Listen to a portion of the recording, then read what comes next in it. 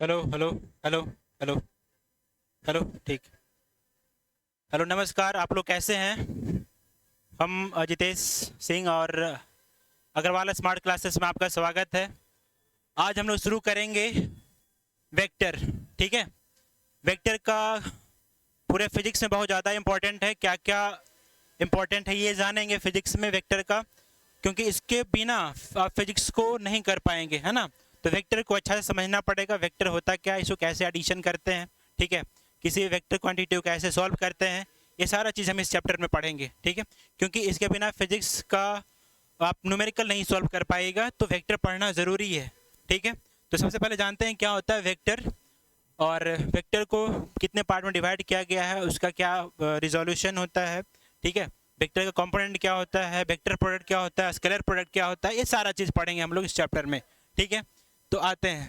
तो सबसे पहले वेक्टर को पढ़ने के लिए जान जाते हैं क्या है कि फिजिकल क्वांटिटी क्या होता है। ठीक है, तो फिजिकल क्वांटिटी तो सबको पता होगा, 9th 10th में सब लोग जानते हैं फिजिकल क्वांटिटी क्या होता है ना। ऐसा क्वांटिटी है ना जिसको हम लोग क्या कर सकते हैं, मेजरमेंट करते हैं। तो आप फिजिकल क्वांटिटी शुरू करते हैं। Physical quantity, physical quantity, physical quantity, physical quantity क्या होता है, those quantity which have measurement, यानी जिसको हम लोग क्या कर सकते हैं, those quantity which can measurement is called physical quantity. Those quantity, those quantity, those quantity which can measurement, which can measurement is known as physical quantity, physical quantity। ठीक है, यानी कि ऐसा क्वांटिटी जिसको हम लोग क्या कर सकते हैं, मेजरमेंट कर सकते हैं, वैसे क्वांटिटी को हम क्या कहेंगे, फिजिकल क्वांटिटी कहेंगे। मतलब क्या, जैसे एग्जांपल में ले सकते हैं mass, area, volume, time, speed, acceleration, ये सारे क्या है आपका फिजिकल क्वांटिटी है। जनरली यूनिट एंड डायमेंशन में जनरली दो पार्ट में इसको डिवाइड किया गया है। ठीक है, पहला आपका फंडामेंटल फिजिकल क्वांटिटी और डेराइव्ड फिजिकल क्वांटिटी। ठीक है, उसी के बेसिस पे एडिशन के रूल के अकॉर्डिंग यहाँ पे फिजिकल क्वांटिटी को दो पार्ट में डिवाइड किया गया है। कितने पार्ट में डिवाइड किया है जनरली फिजिकल क्वांटिटी को, दो पार्ट में। ठीक है, तो फिजिकल क्वांटिटी का जनरली दो पार्ट होता है।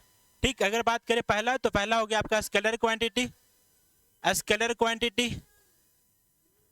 Scalar quantity. ठीक है, सेकेंड नंबर क्या हो जाएगा आपका, सेकेंड नंबर हो जाएगा आपका वेक्टर क्वांटिटी, वेक्टर क्वांटिटी। ठीक है ना जी, vector quantity, scalar quantity, second number क्या हो गया आपका, वेक्टर क्वांटिटी। और एक और हम लोग पढ़ते हैं जिसका नाम टेंसर क्वांटिटी है। क्या है आपका नाम, टेंसर क्वांटिटी। ठीक है ना, तो tensor quantity, tensor third number में आ जाता है हमको, third tensor quantity, tensor quantity. बात आए तो जनरली यही दो चीज का ज्यादा इंपॉर्टेंट है। टेंसर क्वांटिटी एक्स्ट्रा में हम लोग पढ़ते हैं, फिर भी पढ़ना पड़ेगा, जानना तो जरूरी है कि टेंसर क्वांटिटी होता क्या है। ठीक है, तो यहाँ पे हम लोग आते हैं, स्केलर क्वांटिटी क्या होता है, वेक्टर क्वांटिटी क्या होता है। सबसे पहले जानते हैं स्केलर क्वांटिटी क्या होता है। एक ऐसा क्वांटिटी जिसके पास ओनली मैग्नीट्यूड हो, है ना, एक ऐसा क्वांटिटी जिसके पास सिर्फ मैग्नीट्यूड हो, तो वैसे क्वांटिटी को हम क्या बोलते हैं, स्केलर क्वांटिटी बोलते हैं। बात समझ में आ रही है, मैग्नीट्यूड जिसके पास ओनली मैग्नीट्यूड हो, वैसे क्वांटिटी को हम लोग क्या बोलेंगे, स्केलर क्वांटिटी बोलेंगे। तो आप यहाँ पे लिख सकते हैं only magnitude, only magnitude, only magnitude. ठीक है, those quantity which have only magnitude is known as scalar quantity. ठीक है, तो ओनली मैग्नीट्यूड, एग्जाम्पल इसका क्या क्या हो जाएगा आपका, एग्जाम्पल में लिख सकते हैं। एग्जाम्पल में आप लिख लीजिए, डिस्टेंस हो गया, डिस्टेंस हो गया आपका, स्पीड हो गया, डिस्टेंस, स्पीड, एरिया, मास, वॉल्यूम, एरिया, मास, वॉल्यूम, वर्क, पावर, एनर्जी, ये सारे के सारे क्या है आपका, स्केलर क्वांटिटी। बहुत सारे एग्जांपल है। ठीक है, तो ये सब क्या होगा, आप स्केलर क्वांटिटी जिसके पास सिर्फ और सिर्फ क्या है आपका, ओनली मैग्नीट्यूड है, सिर्फ और सिर्फ क्या है आपका, ओनली में, those quantity which have only magnitude is known as scalar quantity. ठीक, अब आते हैं वेक्टर क्वांटिटी में। वेक्टर क्वांटिटी क्या होता है आपका, वेक्टर क्वांटिटी को समझिए, vector quantity those quantity which have magnitude as well as direction, मतलब कि एक ऐसा क्वांटिटी जिसके पास मैग्नीट्यूड भी होगा और क्या होगा आपका डायरेक्शन भी होगा, मतलब कि वो न्यूमेरिकल वैल्यू को भी रिप्रेजेंट करेगा और डायरेक्शन को भी रिप्रेजेंट करेगा, है ना। तो वैसे क्वांटिटी को हम क्या बोलेंगे, वेक्टर क्वांटिटी, है ना। कोई दिक्कत नहीं ना। चलिए तो वेक्टर क्वांटिटी का लिख देते हैं यहाँ पे मैग्नीट्यूड, मैग्नीट्यूड प्लस क्या डायरेक्शन, प्लस क्या हो गया आपका डायरेक्शन, यानी कि those quantity which have magnitude as well as direction is known as क्या आपका वेक्टर क्वांटिटी। तो मतलब वेक्टर क्वांटिटी के पास मैग्नीट्यूड भी होता है और क्या होता है आपका डायरेक्शन भी होता है, ठीक है। तो यहाँ तक समझ में आया होगा कि मैग्नीट्यूड और डायरेक्शन जिसके पास हो उसको हम लोग क्या बोलते हैं, वेक्टर क्वांटिटी बोलेंगे। जिसके पास सिर्फ मैग्नीट्यूड होता है तो वैसे क्वांटिटी को हम क्या बोलते हैं, स्केलर क्वांटिटी बोलते हैं। क्लियर बात यहाँ तक। अब आते हैं वेक्टर क्वांटिटी का एग्जाम्पल ले लेते हैं। तो वेक्टर क्वांटिटी का जो एग्जाम्पल हो जाएगा आपका डिस्प्लेसमेंट, डिस्प्लेसमेंट, डिस्प्लेसमेंट हो गया आपका वेक्टर, वेलोसिटी, वेक्टर में आ जाता है वेलोसिटी, वेलोसिटी आ जाएगा, एक्सेलरेशन, है ना, force, force, momentum, momentum, etc., ये सब के सब क्या हो गया आपका वेक्टर क्वांटिटी हो गया, सब के सब क्या हो गया आपका वेक्टर क्वांटिटी। कोई दिक्कत यहां तक नहीं ना। चलिए ये हो गया आपका वेक्टर क्वांटिटी, ये एग्जांपल हो गया वेक्टर क्वांटिटी का। एक बार फिर से रिकैप कर लेते हैं। फिजिकल क्वांटिटी क्या होता है, जिसको हम लोग क्या कर सकते हैं, मेजरमेंट कर सकते हैं, उसको हम लोग क्या कहते हैं, फिजिकल क्वांटिटी कहते हैं। फिजिकल क्वांटिटी को जनरली बेसिकली देखा जाए तो दो पार्ट में डिवाइड किया गया आपका, फंडामेंटल क्वांटिटी और डेराइव्ड क्वांटिटी, ठीक है। उसी को एडिशन रूल के बेसिस पे डिवाइड किया गया आपका, दो डायरेक्शन के बेसिस पे भी कह सकते हैं आप, स्केलर क्वांटिटी और वेक्टर क्वांटिटी में डिवाइड किया गया है, ठीक है।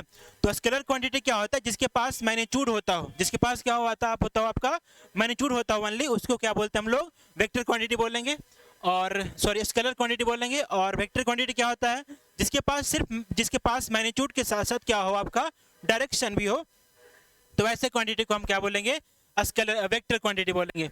हमने वेक्टर क्वांटिटी का एग्जाम्पल लिखे हैं, डिस्प्लेसमेंट हो गया आपका, वेलोसिटी हो गया आपका, एक्सेलरेशन हो गया, फोर्स हो गया, मोमेंटम हो गया, ये सारा का सारा वेक्टर क्वांटिटी हो गया, ठीक है। तो वेक्टर क्वांटिटी समझ में आया होगा, स्केलर क्वांटिटी समझ में आया होगा। अब आ जाते हैं टेंसर क्वांटिटी। टेंसर क्वांटिटी क्या होता है, ये थोड़ा सा एक ऐसा कह सकते हैं कि मैग्नीट्यूड होता है, टेंसर क्वांटिटी का मैग्नीट्यूड होता है बट अपना डायरेक्शन नहीं होता है ना। एक ऐसा क्वांटिटी जिसके पास मैग्नीट्यूड होता हो बट अपना डायरेक्शन नहीं होता, डायरेक्शन को वो शो करता हो, है ना, इमेजिन कर किया जा सकता है। तो वैसे क्वांटिटी को हम लोग क्या करते हैं, टेंसर क्वांटिटी कहते हैं। समझ में आया। जिस क्वांटिटी के पास मैग्नीट्यूड होता हो बट अपना डायरेक्शन नहीं होता, डायरेक्शन को हम लोग क्या करते हैं, सेंस करते हैं या फिर इमेजिन करते हैं, तो वैसे क्वांटिटी को हम क्या बोलते हैं, टेंसर क्वांटिटी बोलते हैं। बात आया होगा समझ में यहाँ तक, क्लियर, ठीक है। देखिए टेंसर क्वांटिटी का दूसरा डेफिनेशन ये कह सकते हैं कि कैसा क्वांटिटी, जो वेक्टर लॉ ऑफ एडिशन को फॉलो नहीं करता हो, है ना, तो उसको क्या बोलेंगे हम लोग, टेंसर क्वांटिटी। जो वेक्टर लॉ ऑफ एडिशन को फॉलो नहीं करता उसको क्या बोलेंगे, टेंसर क्वांटिटी, है ना। तो वेक्टर लॉ ऑफ एडिशन क्या होता है हम इसमें पढ़ेंगे आगे, बट यहाँ पे जान लीजिए कि जो वेक्टर लॉ ऑफ एडिशन को फॉलो नहीं करता है उसको हम लोग क्या बोलते हैं, टेंसर क्वांटिटी। या फिर ऐसे कह सकते हैं कि those quantity which have magnitude but not have actual direction, उसके पास कोई एक्चुअल डायरेक्शन नहीं होता हो, तो वैसे क्वांटिटी को हम क्या बोलते हैं, टेंसर क्वांटिटी बोलेंगे। क्लियर बात यहाँ पर, ठीक है। तो डेफिनेशन लिख देते हैं यहाँ पे, those quantity, those quantity which do not follow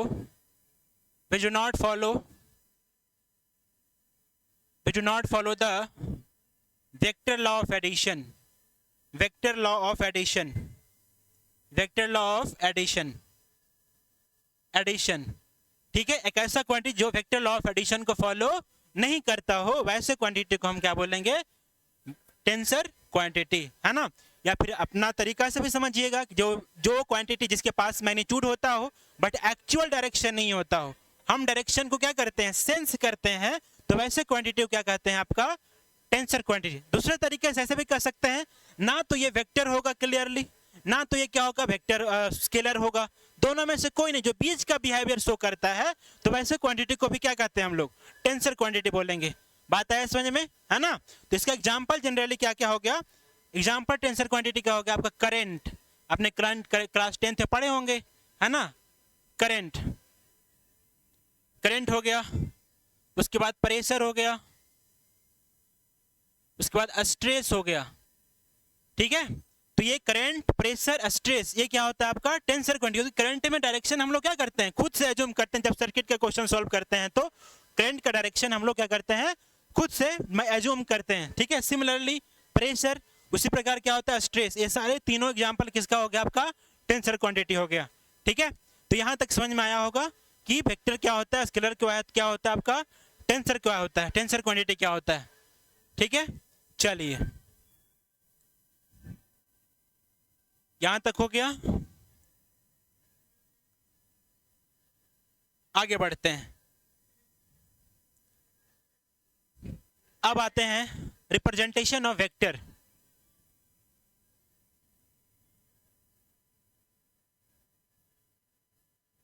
representation of vector,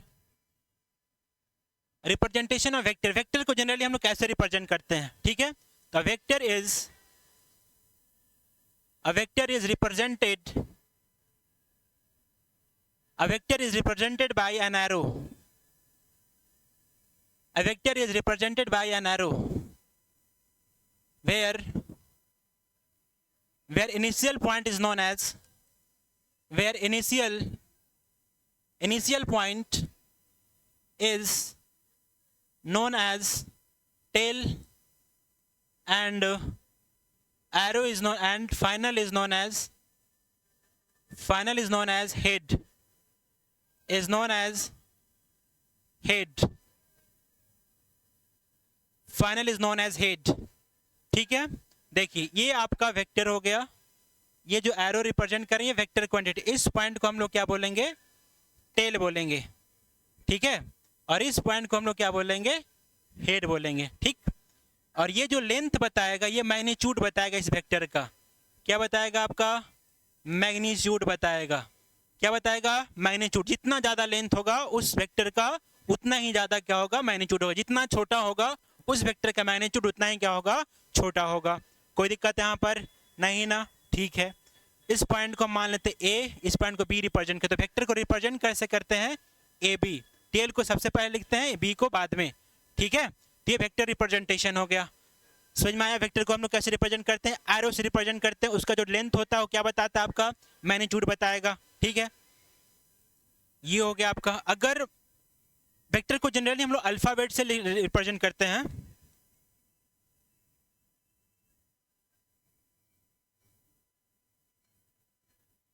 represented by an arrow, alphabet.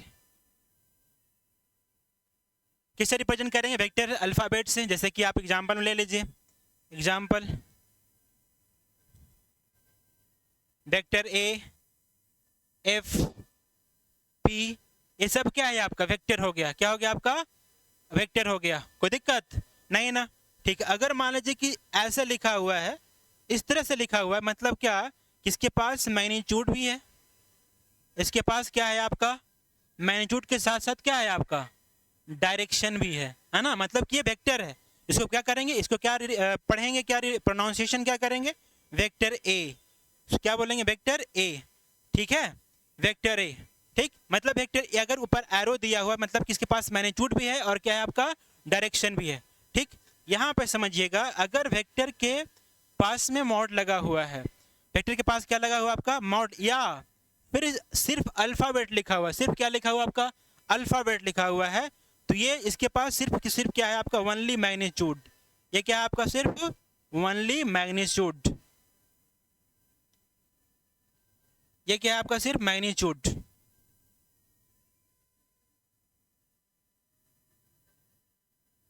ठीक है। तो सिर्फ जहां पे अल्फाबेट लिखा हुआ है फिर मॉड लगा हुआ रहता है, तो क्या बताता है आपका, वो उस वेक्टर का मैग्नीट्यूड बताता है। क्या बताता है आपका, मैग्नीट्यूड बताता है। कोई दिक्कत यहाँ पर नहीं ना, ठीक है। तो वेक्टर को जनरली हम लोग किसे रिप्रेजेंट करते हैं, एरो से रिप्रेजेंट करते हैं। इनिशियल पॉइंट को क्या बोलेंगे, टेल बोलेंगे, और एरो को यहाँ पे जो होता है, एरो को क्या बोलेंगे हम लोग, हेड बोलेंगे, ठीक है। वेक्टर को हम लोग अल्फा करते हैं इस तरह से आपका, ठीक है। और अगर वेक्टर ए के ऊपर किसी भी अल्फाबेट के ऊपर एरो दिया है मतलब उसके पास मैग्नीट्यूड के साथ साथ क्या है आपका डायरेक्शन है, मतलब कि वेक्टर ए हो गया, यानी कि जो भी वर्ड रहेगा वो यूज करेंगे हम लोग। अगर मैग्नीट्यूड यानी कह सकते हैं कि किसी वेक्टर के पास आपका मॉड लगा हुआ है या फिर सिर्फ अल्फाबेट लिखा हुआ है तो वो क्या रिप्रेजेंट कर रहा होगा आपका, सिर्फ और सिर्फ मैग्नीट्यूड रिप्रेजेंट कर रहा है। तो यहाँ तक समझ में आया होगा आपको, ठीक है ना। ये बहुत ही बेसिक चीज़ है, आपको यहाँ तक समझ में आ गया होगा। चलिए आगे बात करते हैं। यहाँ से यहाँ तक समझ में आया, ठीक है।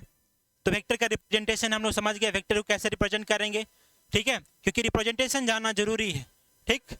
चलिए नेक्स्ट में आ जाते हैं। नेक्स्ट में आ जाते हैं angle between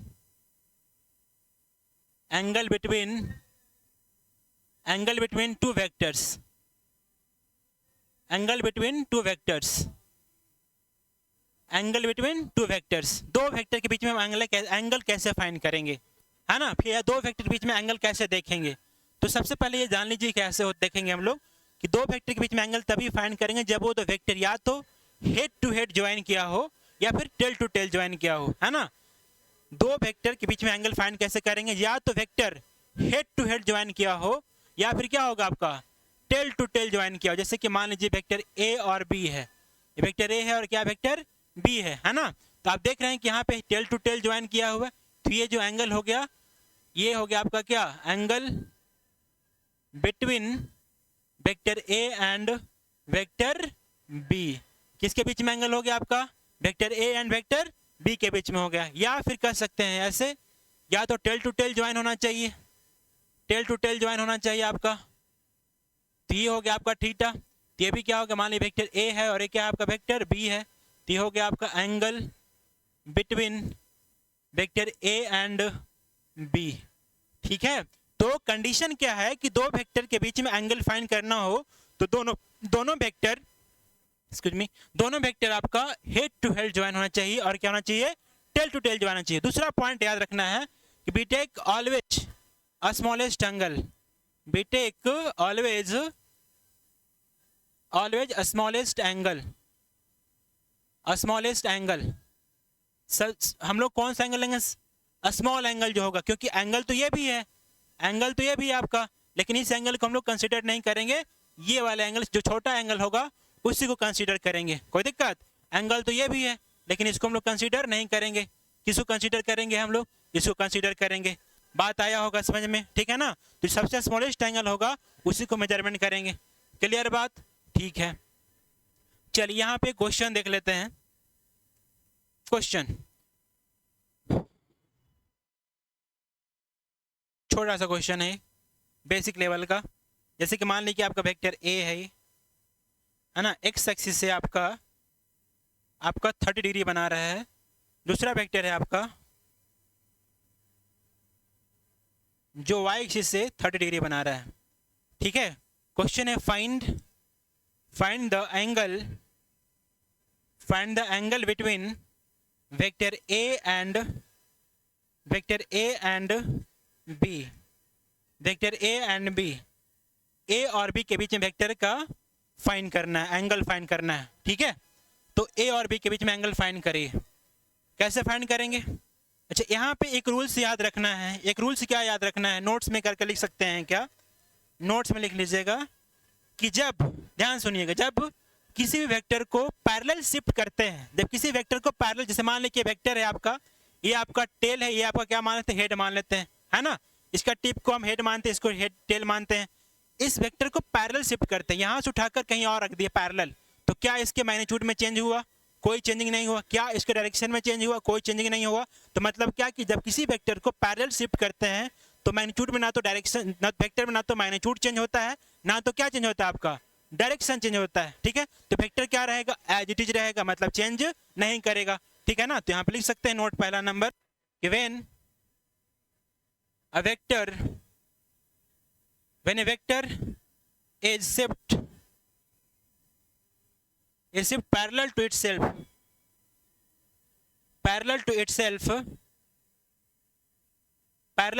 when a vector is shift parallel to itself, then shift theorem भी बोलते हैं इसको। when a vector shift parallel to itself, then vector remains same, है ना। मतलब क्या कि वेक्टर को हम लोग पैरेलल शिफ्ट करेंगे तो वेक्टर में कोई चेंजिंग नहीं आएगा, पैरेलल शिफ्ट करें तो वेक्टर में कोई चेंजिंग नहीं आएगा। बात आ गया समझ में, ठीक है। ना तो मैग्नीट्यूड चेंज करता है ना तो डायरेक्शन चेंज करता है, जैसे कि अभी ने बताया ये आपका वेक्टर ए है, इसको उठा के हम ऐसे रख दिए, चाहे ऐसे पैरेलल शिफ्ट कर रहे हैं तब ये वेक्टर क्या रहेगा, ये ही रहेगा। बात आया समझ में, है ना। चलिए, तो हम लोग ये पॉइंट इंपॉर्टेंट है, याद रखिए कि जब किसी वेक्टर को हम लोग पैरेलल शिफ्ट करते हैं तो वेक्टर में कोई चेंजिंग नहीं आता है, जो वेक्टर पहले रहता है वही वेक्टर रहता है, कोई दिक्कत है यहाँ पे। दूसरा नोट में यहाँ पे लिख लीजिएगा, दूसरा नोट्स में लिखना है आपको सेकंड नंबर में, कि जब हम किसी वेक्टर को 360 डिग्री को छोड़कर अदर एंगल पर रोटेट करवाते हैं, है ना। जब किसी वेक्टर को 360 डिग्री को छोड़कर अदर एंगल पे हम लोग क्या करवाते हैं, रोटेट करवाते हैं, ठीक है ना। तो वेक्टर क्या हो जाता है आपका, चेंज कर जाता है। 360 पे चेंज नहीं करता है, बट अदर एंगल पे रोटेट करवाएंगे तो वेक्टर क्या कर जाएगा आपका, चेंज कर जाएगा। तो यहां पे लिख सकते हैं when a vector rotate other then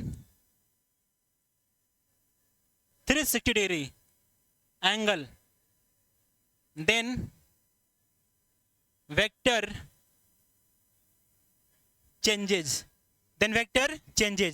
ठीक है। मतलब कि अगर कोई वेक्टर को 360 के अलावा अदर एंगल पर रोटेट करवाते हैं, है ना, अदर एंगल पर रोटेट करवाते हैं तो वेक्टर क्या कर जाएगा आपका, चेंज कर जाएगा। जैसे कि एग्जांपल देख लीजिए कि मान लीजिए कि वेक्टर है आपका एक्स एक्सिस और वाई एक्सिस, ये मान लीजिए कि वेक्टर है, ये वेक्टर ए है ना।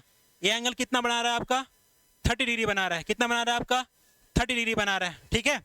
अब यहाँ पे देखिए ये वेक्टर है आपका, इसको उठा के ऐसे हम रोटेट करवा रहे हैं ऐसे, ठीक है। तो जब रोटेट करवाएंगे, ये ऐसे रोटेट करवा दिए, तो क्योंकि इसका डायरेक्शन पहले इस डायरेक्शन में था, है ना, इस वेक्टर का डायरेक्शन इस डायरेक्शन में था, अब ये रोटेट करवाए, मान लीजिए आपका 30 डिग्री ही रोटेट करवाए, टोटल एंगल कितना डिग्री हो जाएगा आपका, 60 हो जाएगा, ठीक है।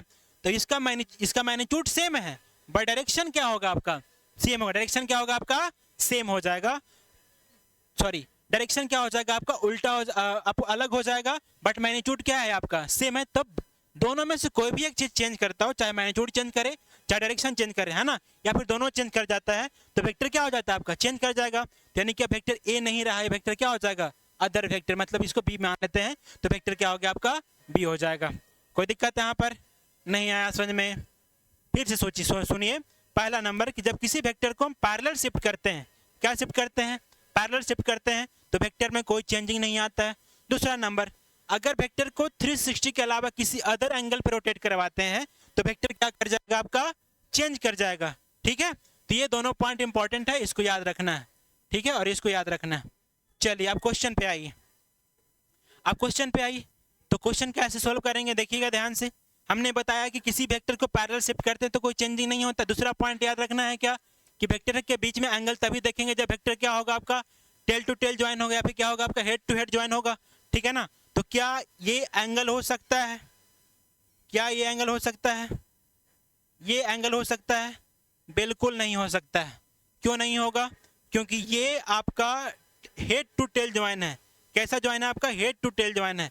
तो हमको एंगल कैसा होना चाहिए, वेक्टर कैसा ज्वाइन होना चाहिए, हेड टू हेड ज्वाइन होना चाहिए या फिर टेल टू टेल ज्वाइन होना चाहिए, ठीक है ना। तो सबसे पहले क्या करेंगे, इसको हेड टू हेड ज्वाइन करवाएंगे या फिर टेल टू टेल ज्वाइन करवाएंगे, ठीक है। तो ज्वाइन करवाएगी, तो इस वेक्टर को हम क्या करें, वेक्टर बी को या वेक्टर ए को पैरेलल शिफ्ट करेंगे। तो हम क्या कर रहे हैं, वेक्टर ए को पैरेलल शिफ्ट कर रहे हैं, देखिएगा वेक्टर ए को या फिर बी को कर लेते हैं, अच्छा रहेगा। बी को उठाकर हम ऐसे इसको आगे ऐसे रख रहे हैं, तो वेक्टर बी हो गया। तो क्या वेक्टर बी में कोई चेंजिंग होगा, नहीं चेंज होगा, ठीक है ना। तो ये वाला एंगल अगर 30 है तो ये एंगल कितना हो जाएगा आपका, 30 डिग्री हो जाएगा। तो ये एंगल कितना हो जाएगा आपका, 60 डिग्री हो जाएगा, ठीक है। तो टोटल अब देखिए, तो दोनों वेक्टर ए और वेक्टर ये वाला बी, अब दोनों टेल टू टेल ज्वाइन किया कि नहीं ज्वाइन किया। तो अब टोटल एंगल इन दोनों के बीच में कितना आ जाएगा बताइए, 60 + 30 कितना हो जाएगा आपका, 90 डिग्री। कितना हो जाएगा आपका, 90 डिग्री हो गया। तो इस तरह से दो वेक्टर के बीच में हम लोग क्या करेंगे, एंगल फाइंड करेंगे। होप आप लोग को समझ में आया होगा, कोई दिक्कत है यहाँ पर नहीं ना। चलिए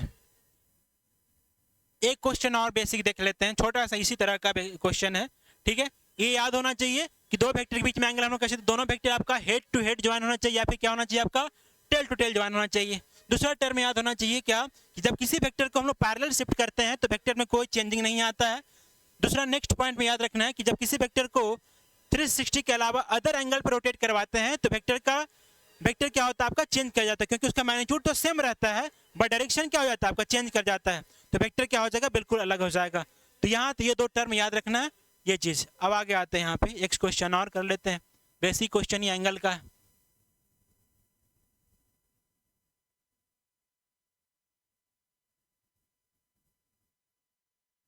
vector A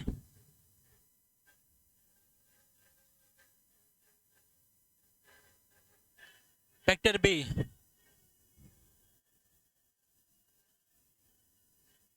thirty degree. Question है find angle between vector A and B.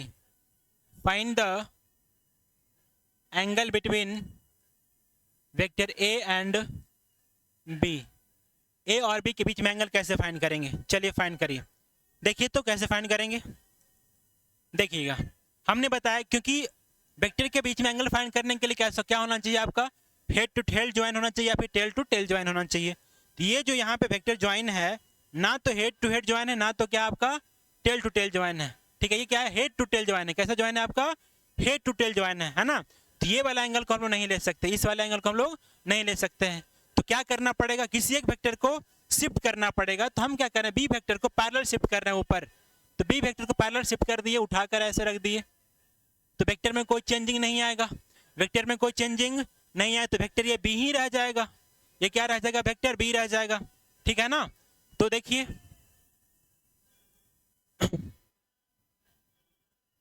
अब एंगल निकाल सकते हैं क्योंकि अब क्या हो गया वेक्टर बी और ए टेल टू टेल ज्वाइन कर लिया, तो ये एंगल क्या हो जाएगा ए और बी के बीच में एंगल हो जाएगा। अब निकाल लीजिए ये एंगल 60, तो एक एंगल कितना हो जाएगा आपका 30 हो जाएगा। ये वाला एंगल 30 हो जाएगा। ठीक है, ये वाला एंगल कितना हो जाएगा, ये वाला निकाल लीजिए। तो देखिए तो ये 30 तो ये वाला 30 हो जाएगा, तो ये कितना हो जाएगा आपका 60 हो जाएगा। तो टोटल एंगल कितना हो गया ये वाला 60 + 30 कितना डिग्री हो जाएगा आपका 90 डिग्री है ना। तो दो वेक्टर के बीच में एंगल आप लोग को निकालने आ गया होगा, समझ में आ गया यहाँ तक। ठीक है, चलिए आगे बढ़ते हैं। अब आगे बढ़ते हैं resolution of vector. Resolution of vector,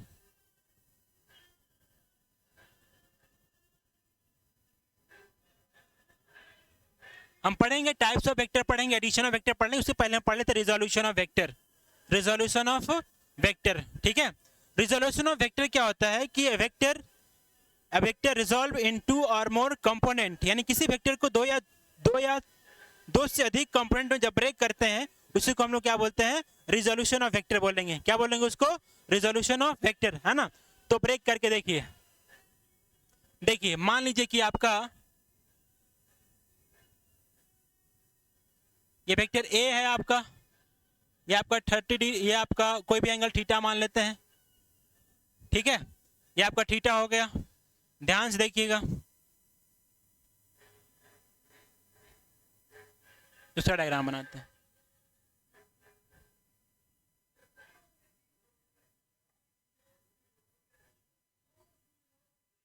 vector A ये आपका एक्स एक्सिस से कितना एंगल बना रहा है आपका 30, या थीटा मान लेते हैं, 30 की जगह पे थीटा मान लेते हैं, थीटा। ठीक है, चलिए इसको थोड़ा समझते हैं। ऐसे समझते हैं पहले कि ये आपका वेक्टर ए है, इसको दो पार्ट में ब्रेक करना है, एक्स एक्सिस के अलॉन्ग और वाई एक्सिस के अलॉन्ग। ठीक है, तो हम क्या इसको हम वाई मान लेते हैं, इसको क्या मान लेते हैं हम वाई मान लेते हैं। यहाँ से यहाँ तक क्या मान लेते हैं हम एक्स मान लेते हैं। ठीक है, इस ट्रायंगल में ये वेक्टर है आपका, ये वाला क्या है आपका वेक्टर ए है। ठीक है, ये वेक्टर ए है आपका। ठीक है, इसको दो पार्ट में ब्रेक कर रहे हैं, एक्स एक्सिस हो क्या हो गया आपका वाई एक्सिस हो गया। ठीक है, तो ये दो पार्ट में कंपोनेंट में तोड़ेंगे। तो देखिए इस ट्रायंगल से बताइए cos थीटा इक्वल टू क्या हो जाएगा, इस पूरे ट्रायंगल से बताइए cos थीटा का वैल्यू क्या होगा। cos थीटा इक्वल टू क्या होगा आपका बेस बाई हाइपोटेनस, तो यहाँ पे बेस कौन सा हो जाएगा आपका, ये पूरा बेस हो जाएगा, ये एक्स बेस और हाइपोटेनस ए हो गया, एक्स बाय कितना हो गया आपका ए हो गया, ठीक है। तो यहाँ से एक्स का वैल्यू कितना हो गया आपका ए कॉस थीटा, क्या हो जाएगा आपका ए कॉस थीटा, ठीक है। उसी प्रकार अब यहाँ से इसी ट्रायंगल से बताइए साइन थीटा इक्वल टू कितना हो जाएगा, साइन थीटा इक्वल टू क्या होगा, sine theta equal to perpendicular by hypotenuse हो जाएगा, तो यानी कितना हो जाएगा आपका y बाई ए हो जाएगा। तो यहाँ से y इक्वल टू कितना हो जाएगा आपका a sine theta, y equal to कितना हो जाएगा आपका a साइन थीटा, ठीक है ना। y इक्वल टू कितना हो गया a साइन थीटा।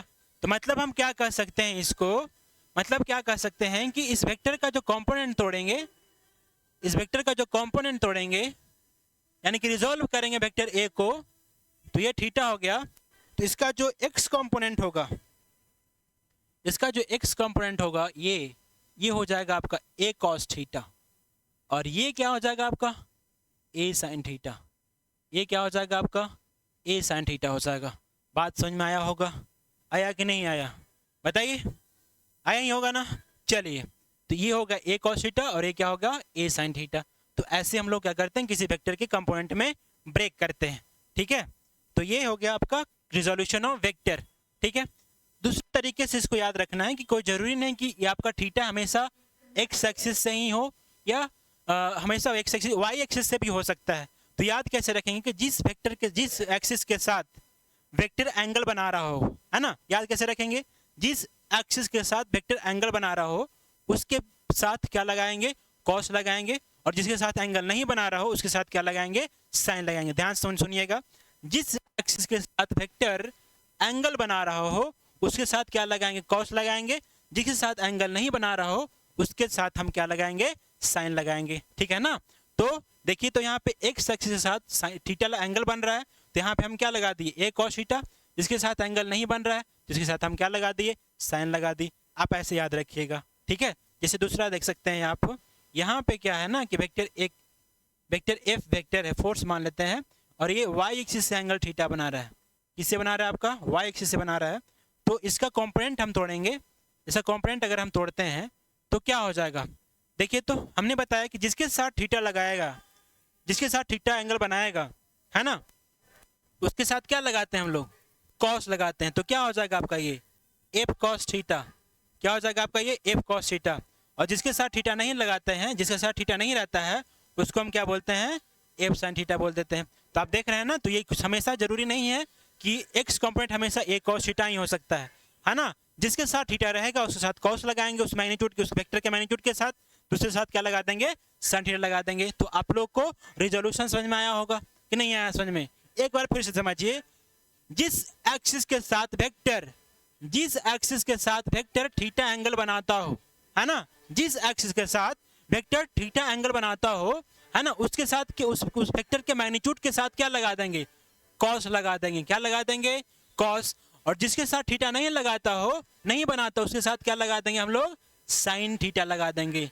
कोई दिक्कत नहीं ना, यहां तक समझ में आया, रिजोल्यूशन समझ में आया होगा, ठीक है। तो हम यहाँ पे कह सकते हैं क्या, इस वाले डायग्राम के अकॉर्डिंग,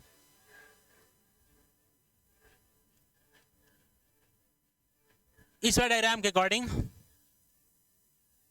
ए कॉस थीटा जो हो जाएगा आपका एक्स कंपोनेंट हो जाएगा,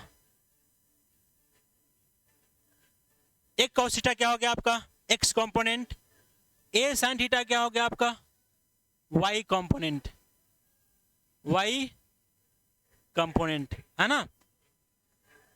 ए कॉस थीटा क्या हो गया आपका एक्स कंपोनेंट, ए साइन थीटा क्या हो गया आपका वाई कंपोनेंट हो गया। यहाँ पे एक्स कंपोनेंट क्या होगा इस वाले डायग्राम में, यहाँ पे क्या होगा आपका एफ साइन थीटा क्या हो गया आपका बताइए, ये हो गया आपका एफ साइन थीटा हो गया आपका एक्स कंपोनेंट, एक्स कंपोनेंट, है ना।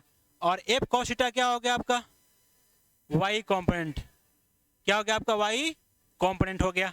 तो बात समझ में आ गया ना, कंपोनेंट में कंफ्यूजन नहीं होगा कि आपको हमेशा एक्स एक्सिस के साथ कॉस ही लगता है, एक्स के साथ साइन लगता है, वाई एक्सिस के साथ साइन लगता है ना। जिसके साथ थीटा रहेगा उसके साथ हम लोग क्या लगाएंगे कॉस, जिसके साथ थीटा नहीं रहेगा उसके साथ हम लोग क्या लगाएंगे साइन लगाएंगे। तो ये क्या हो गया आपका रिजोल्यूशन ऑफ वेक्टर, ठीक है। चलिए तो रिजोल्यूशन ऑफ वेक्टर समझ में आ गया। कंपोनेंट भी समझ में आया। कंपोनेंट क्या होता है? जब वेक्टर को 2 या 3 पार्ट में टूटते हैं तो जो टूटा हुआ पार्ट होता है उसको क्या बोलते हैं हम लोग? जो एक्स एक्सिस, वाई एक्सिस और जेड एक्सिस के पार्ट में टूटता है उसके अलोंग जो वेक्टर टूटता है उसी को हम लोग क्या बोलते हैं? कंपोनेंट बोलते हैं। ठीक है ना? ये हो गया आपका। चलिए यहाँ तक हो गया। अच्छा, आज रामनवमी है तो रामनवमी की हार्दिक शुभकामनाएं आप सभी को। भगवान राम का जन्म आज ही के दिन हुआ था। ठीक है, और हम पूरे सनातनियों को श्री राम जन्म की सभी को हार्दिक शुभकामनाएं, है ना। भगवान राम हमारे जीवन में बहुत बड़ा इम्पोर्टेंट रोल रखते हैं। उनके जीवन से हम लोग बहुत कुछ सीखे हैं कि सब कुछ होते हुए भी जीवन में अकेले संघर्ष करना होता है। जीवन में अकेले संघर्ष करना ही जीवन है ना। उनके पास क्या नहीं था, अगर वो चाहते तो रावण को लड़ने के लिए वापस अयोध्या जाकर या फिर किसी के भी पास जाकर वो हेल्प ले सकते थे। उनको हर कोई हेल्प कर सकता था, ठीक है, लेकिन नहीं, उन्होंने खुद से आम जनता को मिलाकर रावण से युद्ध किया। ठीक है ना। तो समझने का मतलब क्या है? जीवन में कितना भी कठिनाई आ जाए आपको खुद संघर्ष करना है। हमारे प्रभु राम के जीवन से ही सीखने को मिलता है कि आपके जीवन में कितना भी कठिनाई आ जाए आपको खुद से संघर्ष करना पड़ेगा, है ना।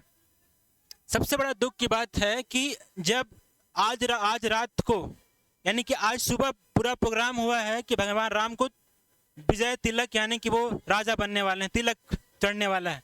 ठीक है, और रात को पता चलता है कि नहीं, वो अब वनवास जाएंगे। सोचिए कितना दुख हुआ होगा उनको, लेकिन ऐसा नहीं, है ना। उन्होंने वनवास को चुना, क्योंकि अगर वो वनवास नहीं जाते तो वो सिर्फ और सिर्फ राम रह जाते। ठीक है, वनवास जाने के बाद वो मर्यादा पुरुषोत्तम श्री राम कहलाए। तो यानी कि जीवन में कुछ ऐसी घटनाएं होती है जो आपके पूरे जीवन को क्या कर देगा? बदल देगा। तो कुछ घटना से हम लोग को परेशान नहीं होना है, घटना आते जाती रहेगी, बस हम लोग को डट कर उसका क्या करना है? सामना करना है। ठीक है, इसलिए रामनवमी श्री राम जन्म की आप लोग को हार्दिक शुभकामनाएं। आप लोग अच्छे से रहिए। All the best.